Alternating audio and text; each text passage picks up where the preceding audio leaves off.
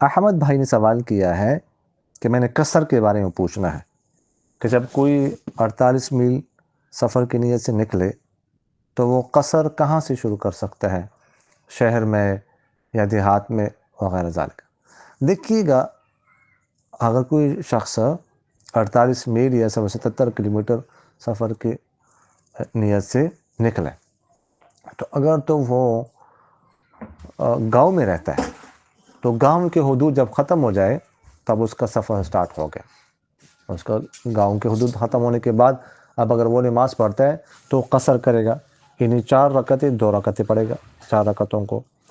اگر کوئی شہر میں رہتا ہے تو شہر کے جب حدود ختم ہو جائے تو بس اب وہ سفر سٹارٹ ہو چکا ہے، اب وہ قصر کرے گا۔